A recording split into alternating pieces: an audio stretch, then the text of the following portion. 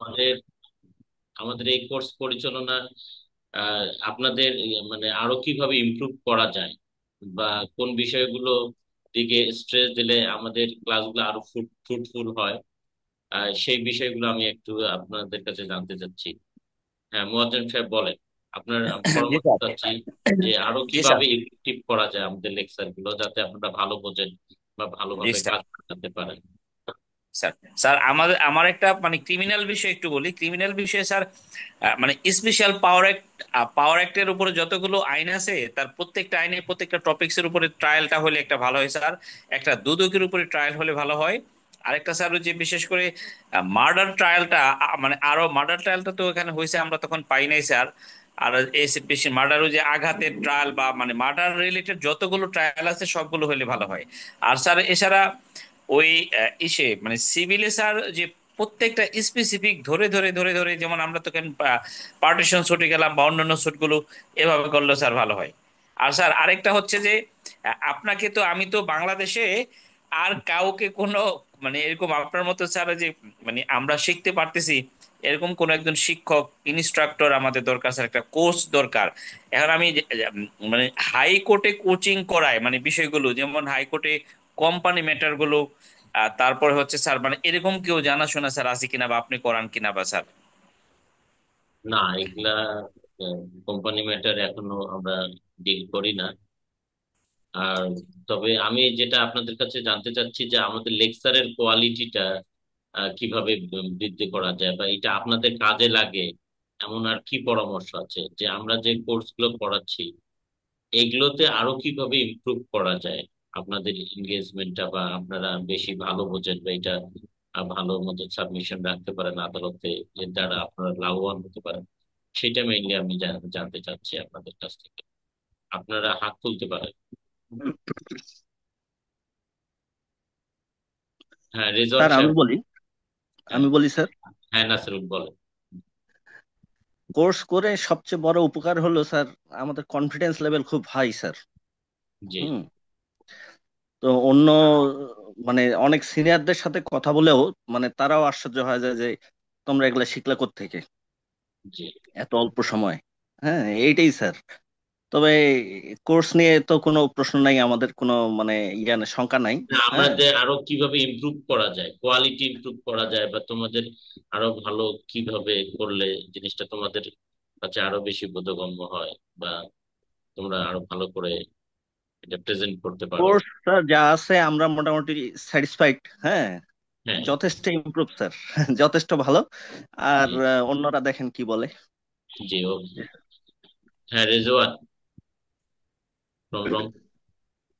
আসসালামু আলাইকুম স্যার। বলেছিলাম। আপনি যেভাবে আমাদেরকে ধরে ধরে শেখাচ্ছেন স্যার, আলহামদুলিল্লাহ, আমরা এটা ধরে রাখতে পারলেই আমার মনে হয় অনেক কিছু শিখবো। তারপরেও স্যার যেহেতু বললেন, আমার মনে হয় স্যার ইংলিশে স্যার, আপনার যেহেতু আহ, ইংরেজরা তো সব ইংলিশে করে গেছে, আমাদের ইংরেজিতে বোধহয় দক্ষতাটা বাড়ানোর জন্য ল টার্ম গুলো বিশেষ করে এগুলোর উপর বোধহয় একটু ইয়া নিলে ভালো হয় স্যার। জি, ঠিক আছে দিলে। আহ, উম, ওকে। এটা- হ্যাঁ, হুসাইন আহমেদ বলেন।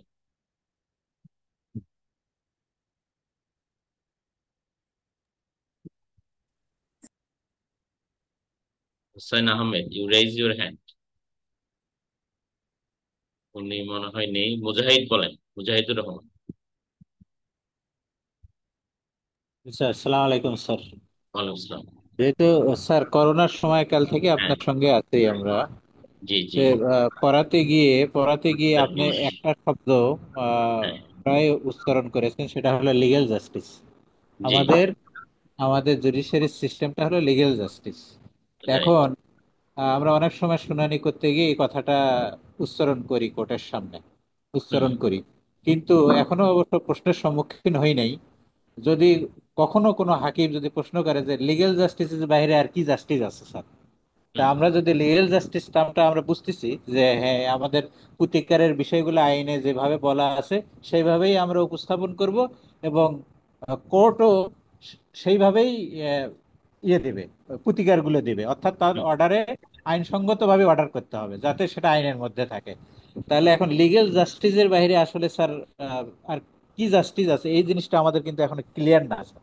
আহ, য- কোনো কারণে যদি কখনো প্রশ্নের সম্মুখীন হয় যাতে আমরা এটা বুঝিয়ে দিতে পারি স্যার, এইরকম কিছু জিনিস আমাদেরকে যদি ইয়ে করে তাহলে এটা আমার মনে হয় কোর্সটা আরো ভালো হবে স্যার, আমাদের উপস্থাপনা। আর আমরা যেটা কোর্সের মধ্যে যেটা শিখেছি একেবারে পারফেক্ট স্যার। এখানে এখানে আমাদের কোনো প্রশ্ন নাই। আর যেহেতু আপনি বললেন যে আরো কিভাবে ফ্রুটফুল করা যায়, সেই ক্ষেত্রে ফুটবল স্যার এই জিনিসটা যদি ইমপ্রুভ আপনি করা যায়। হ্যাঁ জি স্যার। লিগ্যাল জাস্টিসের বাইরে আর কি জাস্টিস আছে দুনিয়াতে, তা আমরা যদি এটা যদি কম্পারেটিভলি বুঝতে পারি তাহলে স্যার আমাদের বলার ক্ষেত্রে আরো সুবিধা হবে কোর্টের কাছে। এইটুকু আচ্ছা স্যার ঠিক আছে, বললাম। Let me say few words over this. There is a sir to আমার ওয়ার্ডস স্যার আমার জাস্টিস। একটু হ্যাঁ, এক মিনিট। জাস্টিস এবং লিগাল জাস্টিস, জাস্টিসের সামনে একটা কোয়ালিফাইং ওয়ার্ড দেওয়া হয়েছে এখানে, লিগাল জাস্টিস। তো জাস্টিস হলো, যখন আমরা জাস্টিস শব্দটা ইউজ করব তখন কিন্তু আমাদের ইকুইটি চলে আসবে, ন্যায় পরায়ণতা। আদালত যেটা উভয় পক্ষের মধ্যে বুঝে যেটা ভালো করবেন। যেমন ধরুন উদাহরণস্বরূপ মেইনটেনেন্সের ব্যাপারটা যদি চিন্তা করেন, একজন মহিলা কি হারে মেইনটেনেন্স পাবেন, তার মান্থলি রেট কি হবে, এই জিনিসটা আদেশ করতে গিয়ে আদালত আসলে জাস্টিসের সহায়তা নেন। কারণ there is no any specific provision of law, neither in statutory law nor in in personal ল। যেমন সেদিন আমরা দেখলাম আলোচনায় যে কোনো ব্যক্তি যদি তার স্ত্রীকে এডুকুয়েটলি মেনটেন করতে ফেল করে, অথবা একাধিক স্ত্রীর ক্ষেত্রে ইকুইটেবলি মেনটেন করতে যদি ফেল করে, তাহলে তারা মেনটেনেন্সের জন্য মামলা করতে পারবে। কিন্তু এই যে adequately, if a husband fails to maintain his wife adequately, তখন এই এডুকুয়েটলি কি হবে, আদালত তার গুড কনসায়েন্স, ইকুইটি এবং জাস্টিসের মাধ্যমে সেটা ঠিক করবে। এখানে কোনো আইন নেই, as because there is no provision of law. Okay. কিন্তু যদি সে দাওয়াত চায়, দাওয়াতটা একটা নির্দিষ্ট পরিমাণ আছে, এই পরিমাণের বাইরে আদালত যেতে পারবে না। তো কোনো রেমেডি দেওয়ার ক্ষেত্রে যদি সুস্পষ্ট আইনের বিধান থাকে, তাহলে সেই আইনের বিধান মেনে যদি আদালত কাউকে সেই রেমেডিটি দেয়, সেটা হলো লিগাল জাস্টিস। যেমন উদাহরণস্বরূপ বলি, আপনি একটা মামলা করলেন দলিল বাতিলের মোকদ্দমায়, দলিল বাতিলের মোকদ্দমা করলেন আপনি। দলিল বাতিলের মোকদ্দমায় আপনি ফ্রডের গ্রাউন্ড আনলেন, যে আপনার মক্কেলকে প্রতারণা পূর্বক এই দলিলটা তিনি 8 শতক বিক্রি করতে চেয়েছিলেন, 80 শতক বিক্রি লিখে নিচ্ছেন। এই যে গ্রাউন্ডস অফ ফ্রড, এটা যদি আপনি প্রমাণ করতে পারেন, তাহলে এই দলিলটা অবশ্যই আদালত বাতিল করবে। This is legal justice. Legal justice যেখানে আইনের যে বিধান আছে সেটা পুরোপুরি মেনে যে রেমিডিটা প্রদান করা হয়, সেটা লিগাল জাস্টিস। আর লিগাল জাস্টিসের ক্ষেত্রে প্রধান যে মূল মন্ত্রটা, এটা লিখে রাখেন সকলে, আমাদের সংবিধানের আর্টিকেল 31, সংবিধানের আর্টিকেল 30, এইটা হলো বিচারের মূল মন্ত্র, অর্থাৎ লিগাল জাস্টিসের মূল মন্ত্র। এই আর্টিকেল 31-এ বলে দেওয়া হয়েছে যে right to protection of law, right to protection of law, এটা একজন মানুষের fundamental right. Citizen of Bangladesh, the right to protection is a fundamental right of a citizen of Bangladesh.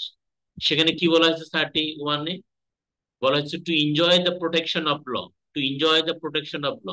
এই যে প্রোটেকশন অফ ল এনজয় করা, যেমন 103-এর কথা ধরেন সিআরপিসি তে পুলিশ অফিসার যদি কারো বাড়িতে তল্লাশির জন্য ঢোকে, তাহলে এখানে একটা লিগাল প্রোটেকশন দেওয়া হয়েছে ওই ভিকটিমকে, যার বাড়িতে ঢুকবে, যে কমপক্ষে 2 জন সাক্ষীর উপস্থিতিতে সেই বাড়িতে ঢুকতে হবে। এবং পিআরবি 280-তে বলা হয়েছে ঢোকার আগে ক্ষেত্র বিশেষে পুলিশ নিজেকে চেক করাবে সাক্ষী দিয়ে। These are the legal protection, these are the legal protection. সংবিধানের আর্টিকেল 31-এ এটাই বলা হয়েছে, to enjoy the protection of law and to be treated, খেয়াল করেন শব্দটা, to be treated, to be treated in accordance with law and only in accordance with law, আবার জোর দেওয়া হয়েছে, is the inalienable right of every citizen of Bangladesh wherever he may be, and no detrimental act, no detrimental act, কোনো ক্ষতিকর কোনো কার্য cannot be taken except in মানে no detrimental act to life, liberty, property, reputation, মানে জীবন, সম্পত্তি, সুনাম, স্বাধীনতার প্রতি হানিকর কোনো কার্য cannot be taken save and except in accordance with law, শুধুমাত্র আইনানুগ প্রক্রিয়া ব্যতীত কারো জীবন, সম্পত্তি, সুনামের হানিকর কোনো কার্য গ্রহণ করা যাবে না। তাহলে যখনই একজনের ব্যক্তির বিরুদ্ধে মামলা হবে, সেটা সিভিল হোক আর ক্রিমিনাল হোক, তাহলে সংশ্লিষ্ট যে আইনটা আছে সেই অনুযায়ী to be treated in only to be treated in accordance with law is the inalienable right, যেরকম আইন আছে সেইভাবে ব্যবহার লাভের তিনি অধিকারী হবে। এই যে তার বাড়িতে ঢুকতেছে পুলিশ অফিসার, তাহলে কমপক্ষে দুইজন সাক্ষী নিয়ে ঢুকতে হবে, এটা তার লিগাল রাইট।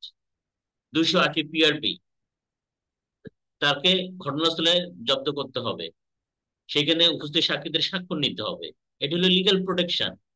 কারণ এই যে জিনিসগুলো জব্দ করে নিয়ে যাওয়া হলো, ভবিষ্যতে অপরাধ প্রমাণ না হলে এই আর্টিকেলস গুলো তাকে ফেরত দিতে হবে। This is the protection of law. এইটাকে সংবিধানও স্থান দেওয়া হয়েছে 31, এবং এটাকে ফান্ডামেন্টাল রাইট বলা হয়েছে। তাহলে এই অনুযায়ী যে বিচারটা হবে এটাকে বলা হচ্ছে লিগাল জাস্টিস।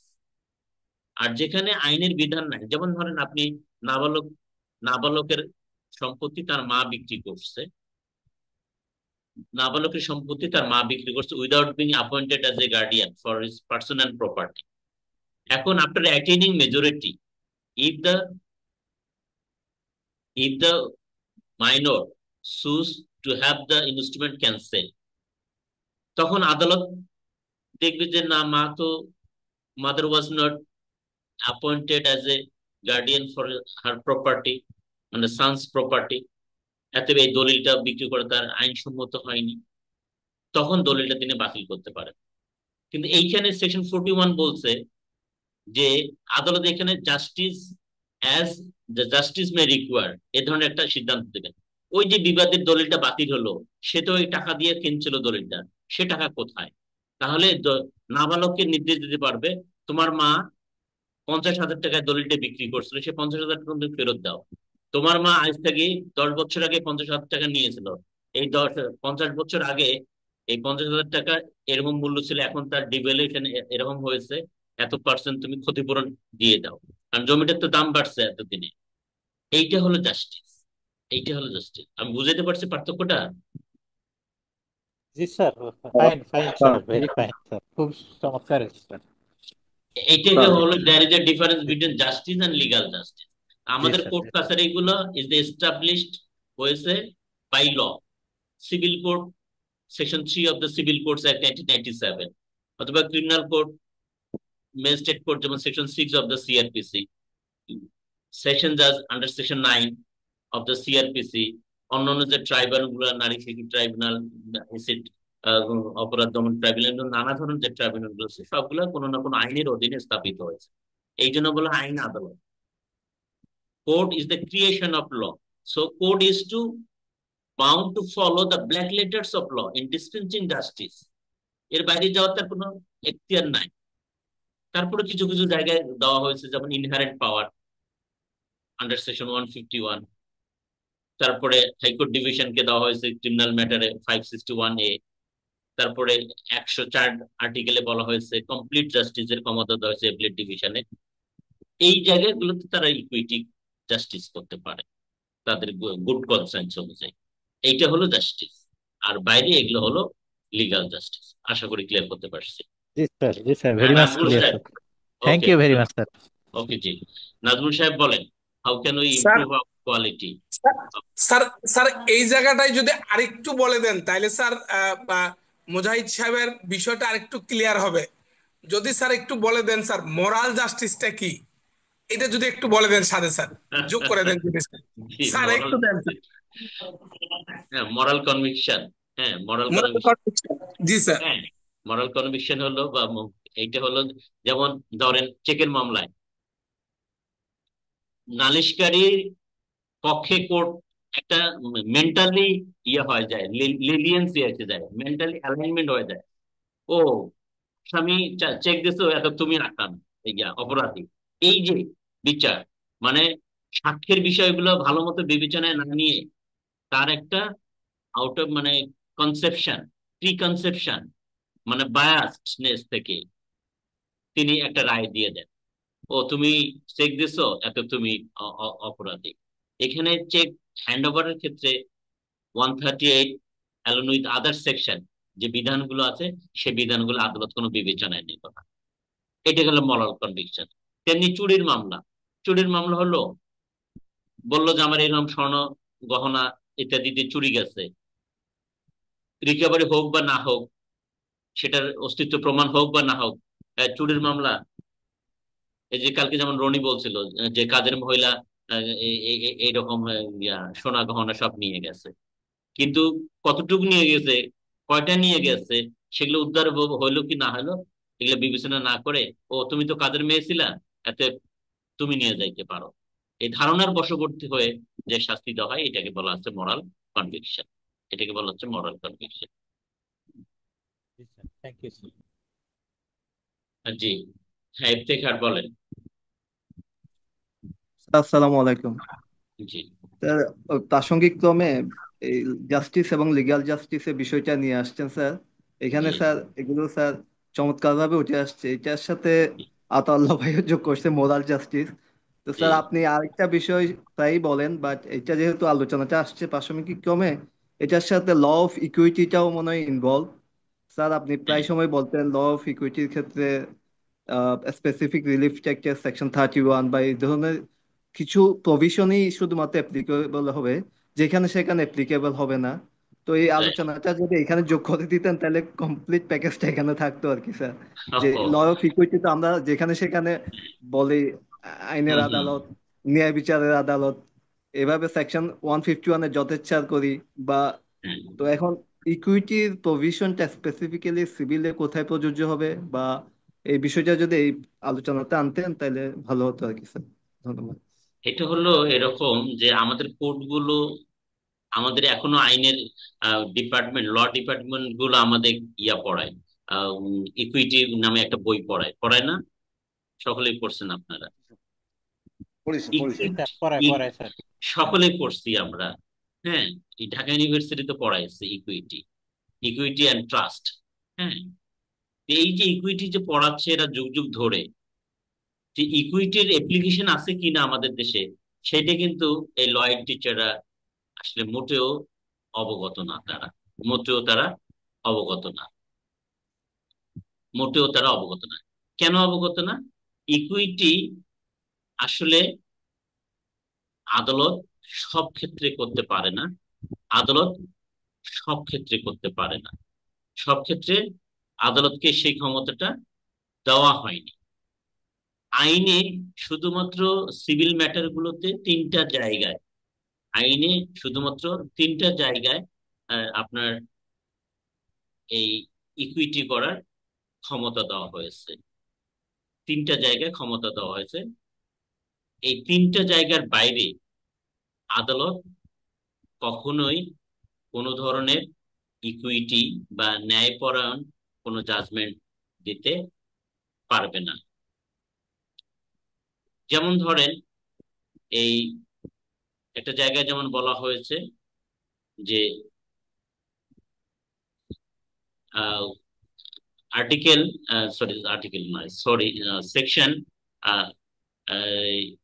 আপনার এসআর অ্যাক্টের তিনটা জায়গায় 31। বলা হয়েছে, যেমন 38-এ একটা বলা হয়েছে, বলা হয়েছে on adjusting the rescission of a contract, the court may require the party to whom such relief is granted to make compensation to other which justice may require। এই যে একটা শব্দ এখানে পাচ্ছেন, which justice may require, 38-এ একটা জায়গা আমরা দেখতে পাচ্ছি, যদি কোনো রিসিশন অফ কন্ট্রাক্ট হয়, কোনো চুক্তি বা বাতিলের মোকদ্দমা হয়, সেই আদালত যদি চুক্তি বাতিল করে, তাহলে সেক্ষেত্রে আদালত উভয় পক্ষের ক্ষতি বিষয়টা বিবেচনায় নিয়ে এই ইকুইটি করার ক্ষমতা আদালতকে এখানে দেওয়া হয়েছে। এখানে সুস্পষ্টভাবে বলা হয়েছে যে হুইচ জাস্টিস মে রিকোয়ার, যেরকম ন্যায় বিচার দাবি করে সেরকম একটা সিদ্ধান্ত তিনি দিতে পারবেন। আরেকটা জায়গায় বলা হয়েছে 41-এ, আপনি যদি দলিল বাতিলের মোকদ্দমা করেন এবং আদালত যদি দলিলটা বাতিল করে দেয়, তাহলে বিবাদীকেও আদালত ক্ষতিপূরণ দিতে পারে বা তার প্রতি ন্যায় বিচার করতে পারে। এই আর্টিকেল, সরি, সেকশন 41-এ এরকম একটা জায়গা বলা হয়েছে, হুইচ জাস্টিস মে রিকোয়ার। 41 সেকশনটা লিখে রাখেন। তাহলে দুইটা জায়গা পেলাম আমরা। আর এই দিক 34-এ থাকার কথা, a contract in writing may be first rectified and then if the plaintiff so prayed in this plaint and the court thinks fit, especially এটা না, in rectifying instrument the court may inquire about the instrument, the legal confined language of the instrument and equitable consensus agreement। এই তিনটা জায়গায় আছে, আরেকটা জায়গায় খুঁজে পাচ্ছি না, এটা কেন জানি ছুটে যাচ্ছে, বুঝতে পারছি না। ও জাস্টিস, এটিকে বলে কোডিফাইড ইকুইটি। আইনে যদি সুস্পষ্টভাবে বলে দেওয়া থাকে তাহলে সেখানে আদালত ইকুইটি করতে পারবে, এর বাইরে আদালত ইকুইটি করার কোনো ক্ষমতা নেই। এটাকে বলা হয় কোডিফাইড ইকুইটি। আমাদের কোর্টগুলো কোডিফাইড ইকুইটি। সবসময় in accordance with law justice dispense করবে, সে ইকুইটি করতে পারবে না, স্পেশালি সিভিল কোর্ট। এটাকে বলা হচ্ছে কোডিফাইড ইকুইটি। এটা So thank you, sir. না, জি নাজমুল সাহেব বলেন। সালাম আলাইকুম স্যার। জি স্যার আমার যেটা মতামত ব্যক্তিগত সেটা হলো স্যার, এই যে আমরা অনেকে অবচেতন মনে যে আপনার মিউট এবং আনমিউট, এটা দেখা জি, যায় অনেক ক্ষেত্রে আপনারও যেমন মানে কনসেন্ট্রেট ব্রেক হয়ে যায়, হ্যাঁ পার্টিসিপেট অনেকেরই হয়। তো এই ক্ষেত্রে স্যার একটা একটা ডেভেলপ করা যায় যে আহ সবাই তো আনমিউট থাকতেছে, স্পেশালি আপনি যাকে কথা বলার সুযোগ দেবেন শুধুমাত্র তাকেই মিউট করার এরকম একটা সিস্টেম আমি কোথাও দেখছিলাম স্যার, এক্সাক্ট এই মুহূর্তে মনে করতে পারতেছি না। এই ডেভেলপমেন্টটা যদি করতে পারতেন স্যার তাহলে ওই কনসেন্ট্রেট ব্রেকটা হতো না। আর সেকেন্ড বিষয় হলো স্যার, যদি আপনি এমন একটা গ্রুপ আমাদের জন্য ক্রিমিনাল এবং সিভিলে করে দিতেন যে যেখানে আপনি একটা টপিকস নিয়ে আলোচনা করলেন, সাপোজ এনআইটের ডিসচার্জের ম্যাটার কিংবা আর্গুমেন্ট শুনানি, তো আমাদের ওই রিলেটিভ কোনো কিছু হলে আমরা একটা পিটিশন তৈরি করলাম কিংবা একটা বেল পিটিশন হিয়ারিং এর সাবমিশন রেখে ভিডিও ক্লিপ করে আপনার এখানে পাঠালাম স্যার। তাহলে দেখা যায় কি এইখানে আমাদের কোনো কিছু ল্যাগ আছে কিনা সেটা আপনি কিংবা আমাদের পার্টিসিপেটরা দ্বারা এই বিষয়ে মোটামুটি, সবাই তো সব বিষয় ধরতে পারে না, এগুলো ওই ল্যাগটা পূরণ করে দিলে তাহলে স্যার আমাদের ডেভেলপমেন্টটা একটু ভালো হতো স্যার। আর এইটা স্যার আপনার এটাতে আলটিমেট সবাইকে একটা, সবার ভিতরে একটা অন্যরকম অনুভূতি হয় স্যার। যেমন আপনার যারা স্যার স্টুডেন্ট তাদের ভিতরে একটা স্যার আন্তরিকতা আছে, আপনার এই প্ল্যাটফর্মের কারণে স্যার সবাই একটা বেনিফিট পাচ্ছে কি, অল ওভার স্যার এখন আমাদের সারা বাংলাদেশে একটা প্ল্যাটফর্ম তৈরি হয়ে গেছে। আমি যদি স্যার আমার কথাই বলি, হাইকোর্টে স্যার আনাস ওর সাথে জি স্যার পরিচয় হওয়ার পরে দেখা গেল কি আমি আছি এক কোর্টে, ও পাশে আছে, আমি বললাম ঠিক আছে আনাস তাহলে তুমি এটা একটু মেনশন করো, ওটা পাশাপাশি note করো।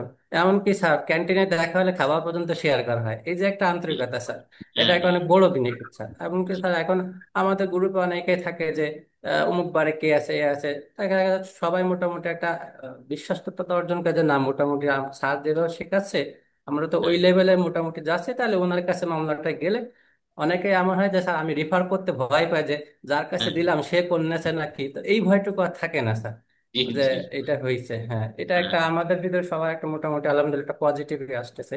তো স্যার আমার কথা হচ্ছে যদি আপনি এই ডেভেলপমেন্টটা করেন তাহলে স্যার ওই কনসেশন ব্রেক হবে না। আমাদের অনেকেই একটু অবচেতন মনে হয়ে যায়, আমরা একটু চেষ্টা করবো এটা না করার জন্য।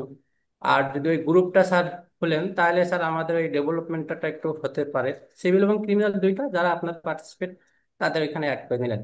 আর থার্ড বিষয় হলো স্যার এই যে একটু আউট অফ মাইন্ড হয়ে গেলাম স্যার বলতে যে জি এটা আপাতত স্যার করলে আলহামদুলিল্লাহ আশা করি ভালো। ও স্যার এক মনে পড়ে স্যার, আপনি যে স্যার ওই যখন গ্রুপ করেন দেখা যায় যে পার্টিসিপেট যারা করে তাদের নাম একটা লিস্ট করে দেন, ওইটা জি একটা গ্রুপ থাকে, পরবর্তীতে নতুন একটা গ্রুপ করেন স্যার। আপনি জি নতুন গ্রুপ করে যখন ক্লাসটা শুরু করেন স্যার, তখন আপনি দুইটা তিনটা ক্লাস পর্যন্ত ওই গ্রুপটা রাখলেন যে যাদের কারোর কোনো নাম বাদ পড়ছে কিনা, কমপ্লেন থাকছে কিনা। পরবর্তীতে যদি স্যার ওই গ্রুপটা আপনি ওইখান থেকে ডিলিট করে দেন, তাহলে হয় কি স্যার, আপনি ক্লাস নিচ্ছেন এইটাতে, অন্যজন ওইখানে যে লিঙ্ক খুঁজতেছে কিংবা ওইখানে আপনাকে বলতেছে স্যার ক্লাস কি হচ্ছে হ্যাঁ, কি না হচ্ছে, দেখা যায় রাইট। একটা গ্রুপ থাকলে তাহলে আর ওই সিচুয়েশনটা পড়বে না স্যার। এটা আমার হ্যাঁ, ব্যক্তিগত এটা ঠিক মতামত স্যার। বলছেন, ভালো বলছেন। হ্যাঁ, এতে মানে মনোযোগ ব্যাহত হয়। হ্যাঁ, আপনি দুইটা তিনটা ক্লাস রাখতে পারেন, যে কারো কোনো কমপ্লেন থাকলে কিংবা বলে দিলেন যে এই তারিখে ভিতরে কমপ্লেন থাকলে সবাই আমাকে ইনফর্ম করেন, তারপরে আমি এটাই করি, তাহলে স্যার আপনার কনসেন্ট্রেশনটা একটু না, ভালো এটা হবে আর কি। ঠিক আছে, আমি তাহলে এটা চিন্তা করব।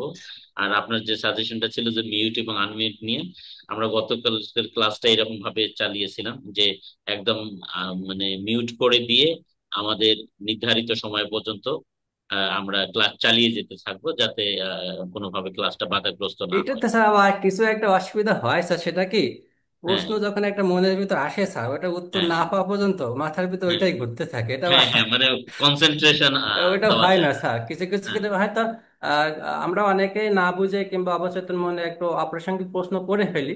তো যদি ওইরকম হয় সেক্ষেত্রে আপনি একটু স্যার আমাদের বাধা দেন, কিন্তু প্রাসঙ্গিক হলে একটু সুযোগ দিলে হয় কি স্যার, কারণ যে প্রশ্ন করতেছে ওনার ভিতরে তো একটা ইয়ে হচ্ছে, আর সবাই যারা এই বিষয়টা জানতেও পারতেছে, কারণ সবাই তো স্যার এক কোয়ালিটির না। আমি যেটা প্রশ্ন করলাম অনেকে হয়তো সেটা করতে পারবো না, কিংবা অনেকে যেটা করবে সেটা আমি করতে পারবো না, তাহলে আমাদের জানার সুযোগটা একটু বাড়ে স্যার এইভাবে। না, আপনি ঠিকই বলছেন, ক্লাসটা ইন্টারেক্টিভ হলে সবচেয়ে বেশি মজাদার হয় হ্যাঁ, তো এবং সেই ক্ষেত্রে স্যার আর আমরা একটু সতর্ক থাকার চেষ্টা করব, যাতে আমরা যখন অনেকে, আরেকটা জিনিস আমরা সবার, আমার পক্ষ থেকে স্যার বলা, যে অনেক সময় যে আমরা মিউট আনমিউট করলাম আপনাকে প্রশ্ন করার পরে স্যার, পুনরায় আমরা আবার আনমিউট থাকলে হয় কি, তাহলে আশেপাশে অনেকে অনেক ভাবে থাকে, বাইরে থাকে, দেখা গেল আপনার সাথে কথা বলতেছে ওই আওয়াজগুলো আসতেছে, যখনই শুধুমাত্র আমার কথা বলার দরকার তখন আমি বলে আবার আনমিউট হয়ে যাবো স্যার। হ্যাঁ, হ্যাঁ।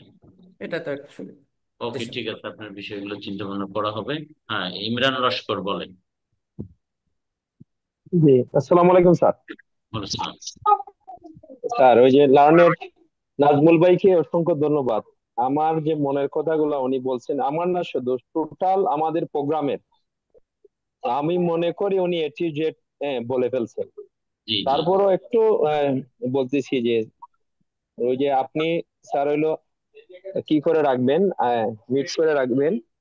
আর স্যার হইলো যে আমাদের মধ্যে যদি একটা গ্রুপ করি, আমরা যারা আছি স্টুডেন্ট, যদি আমাদের এই যে টপিক তো আপনি বলে দেন, আর আমরা তো এক প্রায় 5-6 দিন সময় পাই। জি। আমাদের যদি মনের মধ্যে কোনো প্রশ্ন থাকে, আমরা আগ থেকে আমাদের গ্রুপে দিলাম আমাদের প্রশ্নগুলা লিখে, যাতে এক প্রশ্ন দুইজনে আমরা না করি, আপনাকে হ্যাঁ, সময় যাতে নষ্ট না হয়। আমরা নিজেরা আগে থেকে টপিক অনুযায়ী প্রশ্ন সেট করে রাখলাম। রাইট। আর পরবর্তীতে আপনি যখন ক্লাস করেন, আমাদেরকে পড়ান, তখন যদি আমাদের কোনো জানার ইচ্ছা থাকে, আমাদের সাথে খাতা কলম থাকলো, আমরা লিখে রাখলাম, জি, লিখে তারপরে আপনাকে প্রশ্ন করলাম। তাইলে দেখা গেল যে আমাদের হইলো মানে প্রশ্নটা করতে সময় বেশি নষ্ট হচ্ছে না, আপনাকে উত্তর দিতে সময় নষ্ট হচ্ছে না। আর একই প্রশ্ন আমরা দুইজন করলাম না। আম- এই হচ্ছে বিষয় আর কি স্যার। আর যেভাবে ক্লাস করাইতেছেন স্যার, 100% স্যার হইলো খুবই স্মার্টলি করতেছেন। কিন্তু অনেক সময় অসাবধানতা বশত আমরা ওই যে আনমিউট করি না, এবং আশেপাশের আওয়াজগুলো আসে, এটা আমাদের সবার সতর্ক থাকতে হবে। আর আমরা স্যার ওই যে 8টার বিষয়টা, যে অনেক সময় অনেকেই ব্যস্ততা থাকে, প্রায় 8:30 বা 9টা, যেভাবে ক্লাসটা একটু যদি একটু পিছাই নেন, আমরা সারা দিনের ঝামেলা শেষ করে ফেললাম। আর তখন আমরা শুধু আপনাকে ক্লাসের উদ্দেশ্যে আমরা ক্লাসগুলা করলাম। আর অনেকের জরুরি থাকতে পারে, এটা হলো ভিন্ন বিষয়, ইমার্জেন্সি যেগুলা, যেমন চিকিৎসা বা অন্যান্য বিষয়। আহ এছাড়া আমরা যাতে আমরা সতর্ক থাকি যে না, প্রত্যেক শনিবারে আমরা এই টাইমটা প্রায় 2 ঘন্টা, 2 ঘন্টা যাতে আমরা স্যারের কাছ থেকে আমরা জ্ঞান আহরণ করতে পারি। আমরা সবাই সচেতন হতে হবে। আপনি স্যার সিনসিয়ার, আপনি কখনো মানে কোনো ত্রুটি হয় না, বড় ধরনের যদি প্রবলেম না থাকে, আপনি তো টাইম মেনটেন করেন। আমাদেরই প্রবলেম। তো যাই হোক স্যার, আলহামদুলিল্লাহ। এরপরও পরবর্তীতে যদি কোনো প্রশ্ন কারো থাকে, পরামর্শ থাকে, দিবেন। কিন্তু আপনি আলহামদুলিল্লাহ খুবই খুবই ভালোভাবে চালাইতেছেন আপনার স্যার নলেজে, আমরা যে নলেজ অ্যাচিভ করতেছি, এটা আমরা স্যার বুকফুলি আমরা বিভিন্ন শুনানিতে এবং বিভিন্ন যে কারো সিনিয়রদেরকে উত্তর দিতে আমরা আমরা ভরসা পাই যে আমাদের পিছনে স্যার আছেন, এবং আমরা কোনো হইলো যে উত্তর এবং কোনো ল বিষয়ে কোনো সমাধান খুঁজতে গেলে স্যার আছেন পিছনে। এটা সবসময় আপনি ছায়ার মতো আমাদের পিছনে আছেন মনে হয়, যে না জি জরুরি কি, জরুরি প্রবলেম হলে আমরা স্যারের কাছ থেকে জেনে নেব, যে আমাদের উত্তর দেওয়ার 2 দিনের ভিতরে উত্তর দেওয়ার, কোর্টেও যদি বলে আমরা উত্তর দেওয়ার একটা সামর্থ্য আছে, এটা জি একটা সাহস থাকে স্যার। জি, হ্যাঁ, তো ভালো বল। স্যার, স্যার আরো আরো যারা আছে তারাও বলবেন, পরামর্শ দিবেন। তো জি স্যার আলহামদুলিল্লাহ, আপনার সুস্থতা কামনা করি, আর চালিয়ে যান স্যার। আর জি স্যার, মায়া করবেন আমাদের সবাইকে। মাঝে মাঝে স্যার, হ্যাঁ, রাগ করারই কথা, যেমন আমাদের প্রবলেমের কারণে আপনার ডিস্টার্ব হয়, তো স্যার ক্ষমা সুন্দর দৃষ্টিতে দেখবেন। জি, ওকে, জি আসসালামু থ্যাংক আলাইকুম ইউ। স্যার। বুঝলাম। হ্যাঁ, রুবায়েত বলেন।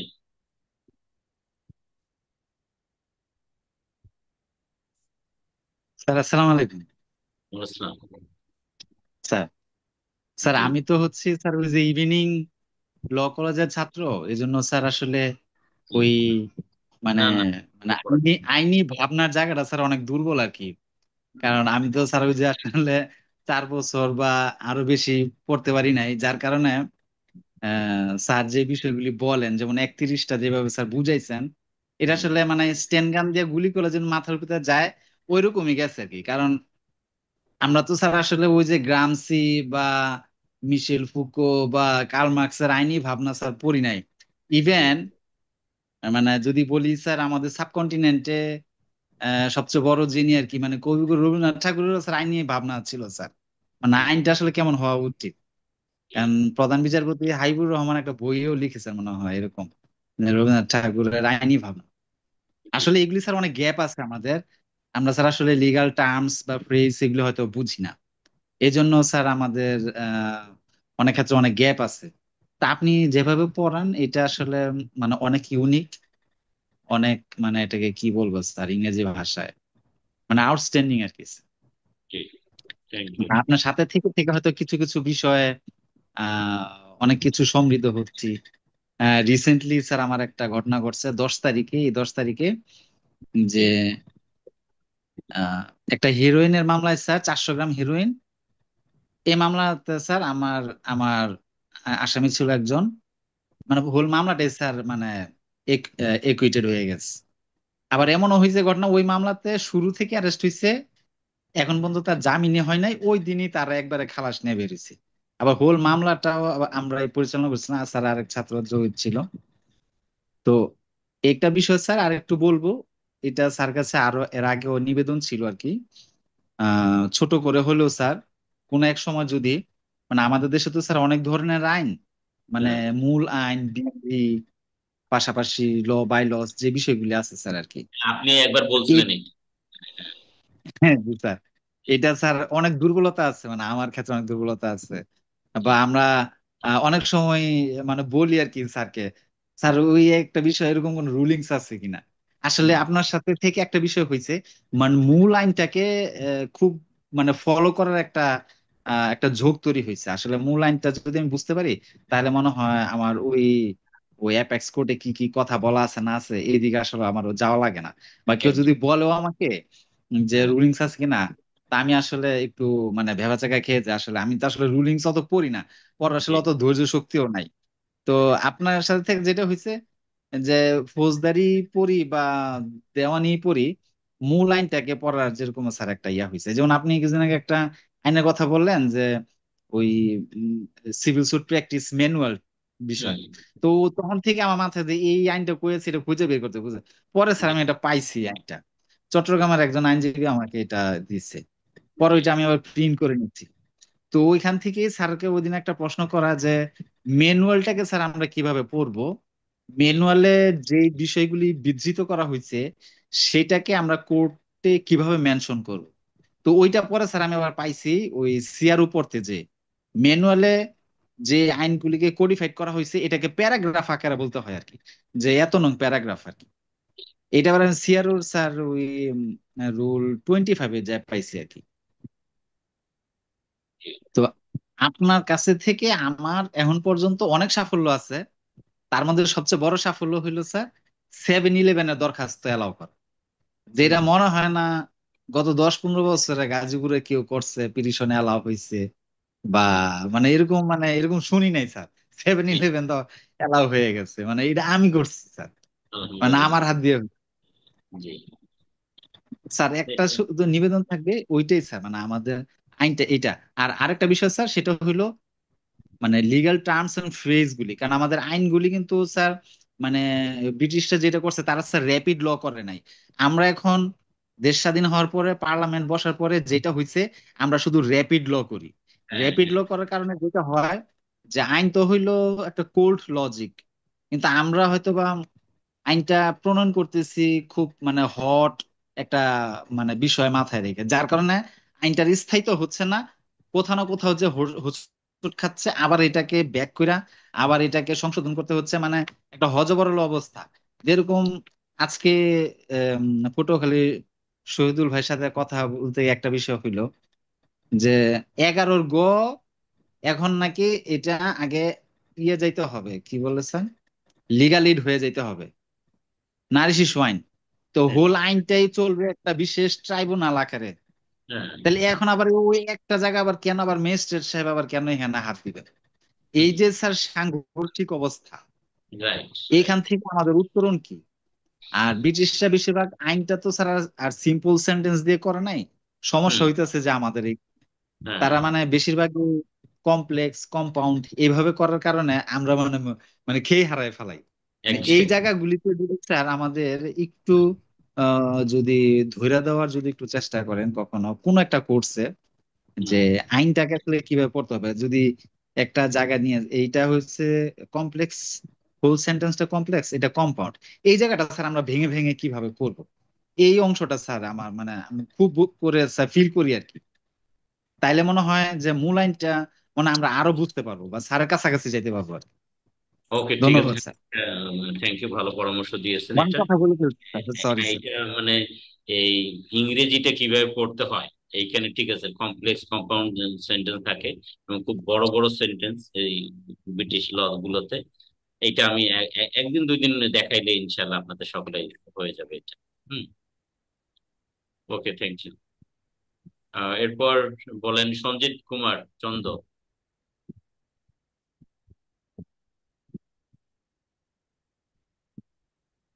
আসসালামু আলাইকুম স্যার।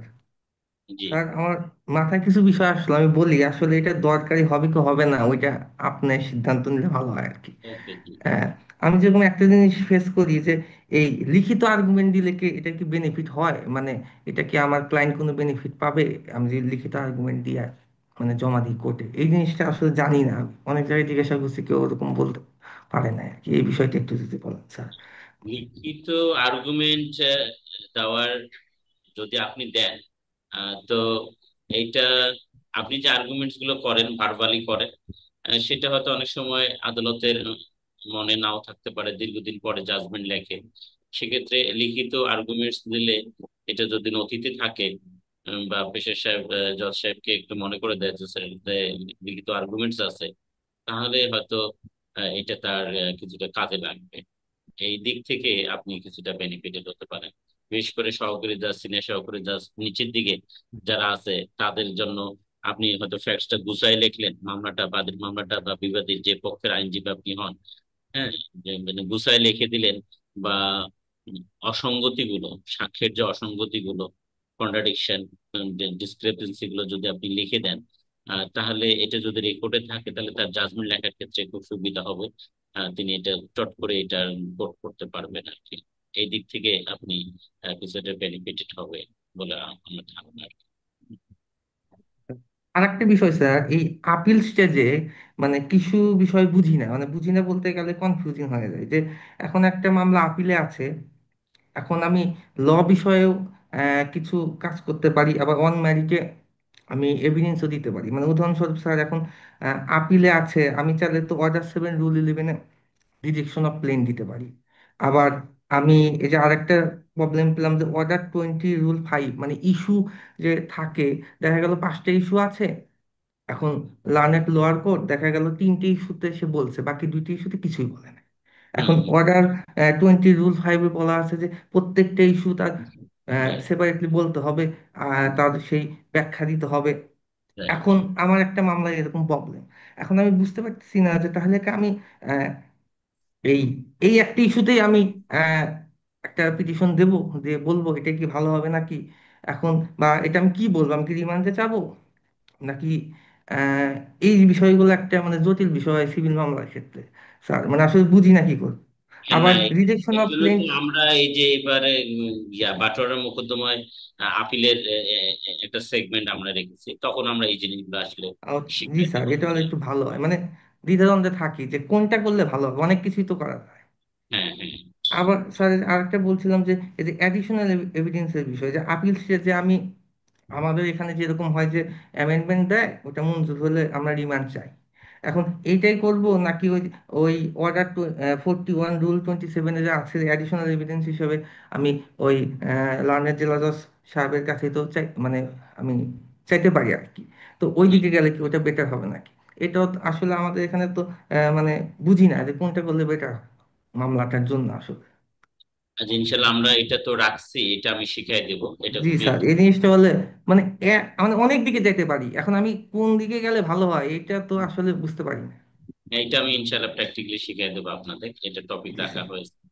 এটা একটা আচ্ছা, আর একটা বিষয় স্যার, এই মেমো অফ আপিল, এটাতে একটা প্রবলেম হয় যে স্যার ওই দেখা যায় যে অন্য একটা লার্নেড সিনিয়রের কাছ থেকে মেমো অফ আপিল দেওয়ার পরে দেখা গেল আমরা জুনিয়র উকিল পাই, এখন সিনিয়র একটা মেমো অফ আপিল দিছে, এখন আমি চাচ্ছি যে কিছু নতুন একটা দিতে, এখন মেমো অফ আপিল তো স্যার অ্যামেন্ডমেন্টের কোনো বিধান তো মানে আমি পাই নাই খুঁজে আর কি।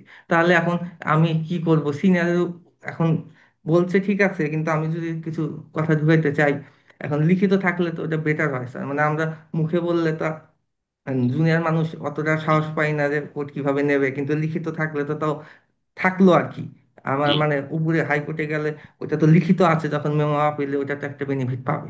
কিন্তু হ্যাঁ, এটা কি করবো স্যার, অ্যামেন্ডমেন্টের তো কোনো কিছু আমি পাই না। সঞ্জিত, খুব চমৎকার বিষয় আপনি উদ্রেক করছেন আপিল স্টেজে। এগুলো খুবই বার্নিং ইস্যু এবং আদালতগুলোতে ম্যাক্সিমাম ক্ষেত্রে ভুল হয়।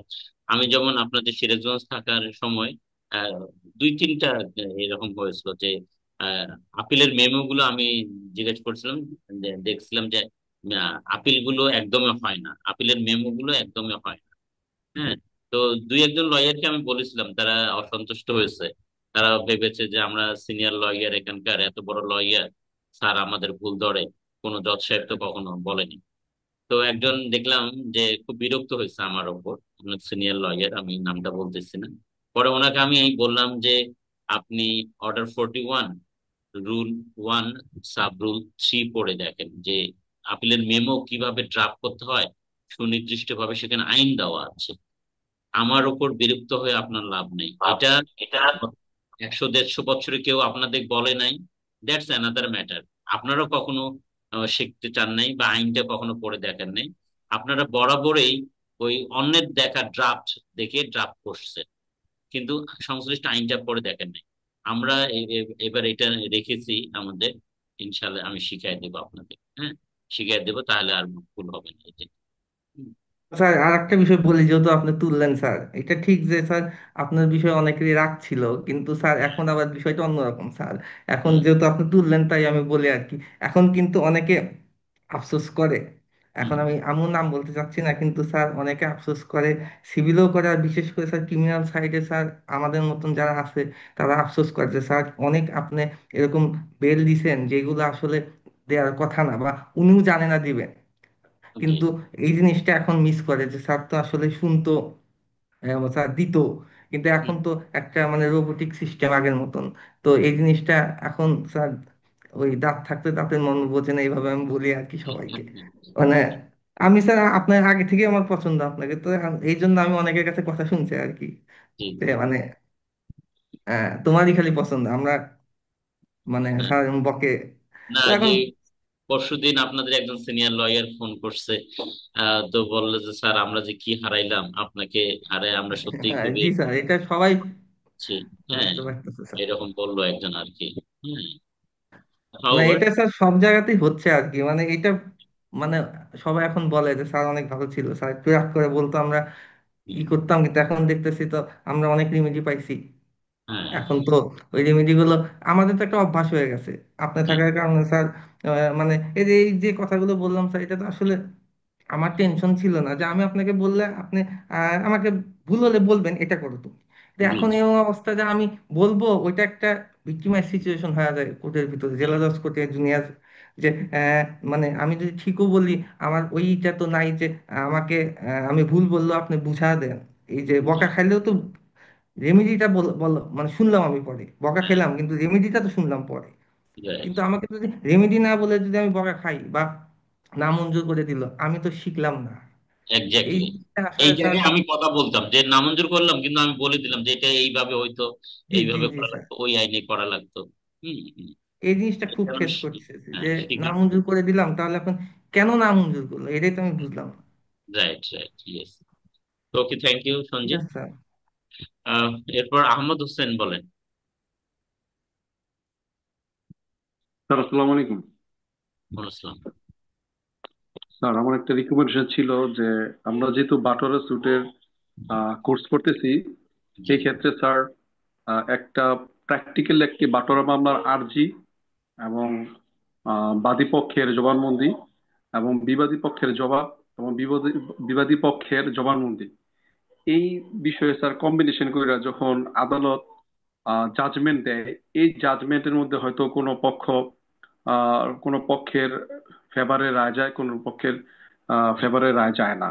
তো আদালত কোন বিষয়ের উপরে ফাইন্ডিংস দিল, এই ফাইন্ডিংস গুলো আসলে বাদী পক্ষ কি ভুলগুলো করে গেছে, বিবাদী পক্ষ কি ভুলগুলো করে গেছে, এইগুলো যদি সেটা আমাদের স্যার প্র্যাকটিক্যালি আপনি একটু ধরাই দিতেন, এই প্র্যাকটিক্যাল জবাব এবং আর্জি দিয়ে স্যার, তাহলে আমাদের কোর্সের জন্য আর একটু ভালো হতো স্যার। প্রত্যেকটা কোর্সের শেষে হয়তো স্যার আপনি আমাদের বুঝার, কিন্তু এটা স্যার আমার একটা থাকলো, রিকোয়েস্ট থাকলো যে প্রত্যেকটা কোর্সের শেষেই প্র্যাকটিক্যাল আলোচনা। হ্যাঁ, এটা খুবই মানে চমৎকার একটা বিষয়, যে একটা রেকর্ড ধরে ধরে এখানে কি ভুল ভ্রান্তি গুলো আছে শুরু থেকে জি স্যার। থেকে, এটা তাহলে আপনি একদম প্র্যাকটিক্যালি শিখতে পারবেন। এইটা জি করা স্যার। যেতে পারে। এটা জি স্যার, খুবই আসলে বাদী এখানে কি ভুল করে গেছে, বিবাদী কি ভুলটা করে গেছে, আসলে এখানে কি করা উচিত ছিল, এরকম স্যার দু চারটা মামলা যদি আমাদের হাতে ধরাই দিতেন তাহলে স্যার আমাদের জন্য আরো একটু উপকার হতো স্যার।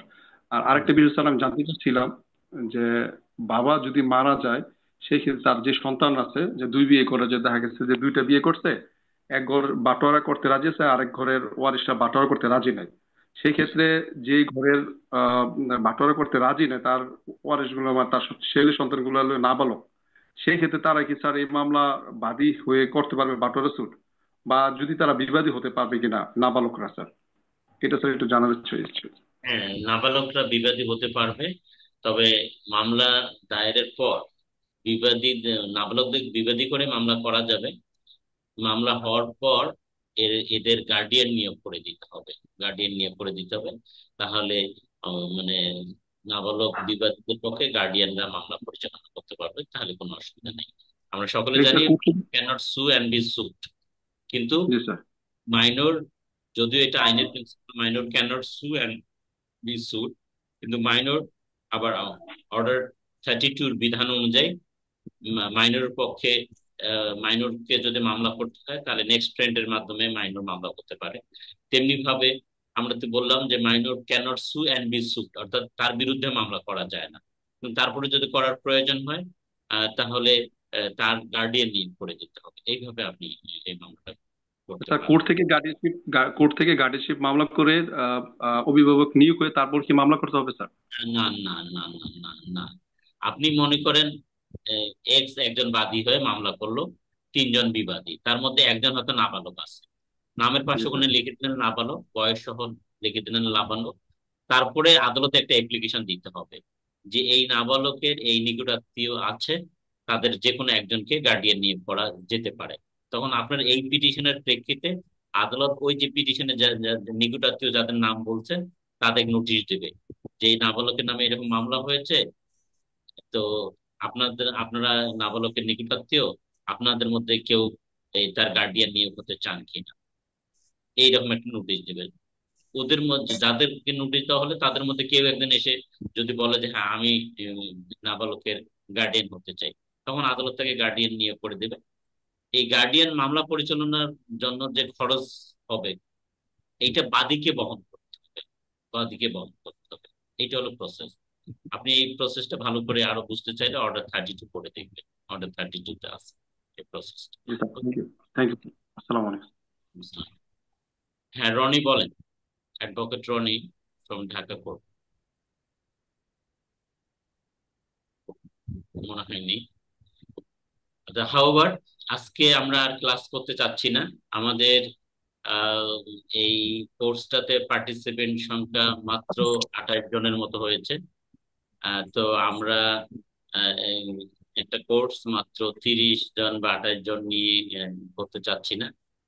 দেখি আমরা অন্য একটা কোর্স অফার করে দেখি যে আহ, তখন করা যায় কিনা। না হলে আপনাদের টাকাটা আপনারা সকলে ফেরত পাবেন। হুম,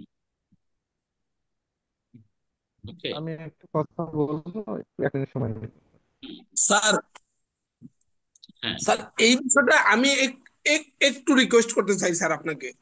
জি আগামী সপ্তাহ পর্যন্ত আমাদের কোর্সের সংখ্যা যেহেতু স্যার আজকে এখানে যদিও 39 জন আছে এখন কানেক্টেড, হ্যাঁ, তো আমাদের সংখ্যা আমরা গত ক্লাসে যেভাবে কথা বলছিলাম হুম, সবাই তো সাড়া দিয়েছিল, 65 নেওয়া 66 জনের মতো ছিল। জি জি তবে আমাদের সংখ্যাটা এরকম কেন কম হয়েছে এটা একটু স্যার আর আগামী শনিবার পর্যন্ত রাখেন স্যার, আপনি এই কোর্সটা পেন্ডিং রাখেন। হ্যাঁ, যদি সেটা স্যার রাখা যাবে। আপনার কাঙ্ক্ষিত পার্টিসিপেন্ট সংখ্যা যদি না হয় দেন আপনি স্যার সিদ্ধান্ত নিয়েন স্যার। ওকে, ঠিক আছে, ঠিক জি আছে। স্যার, জি স্যার, জি। জি স্যার, আসসালামু আলাইকুম। স্যার স্যার আমি স্যার একটা আমি কথা বলি স্যার। স্যার স্যার, আমি ছোট্ট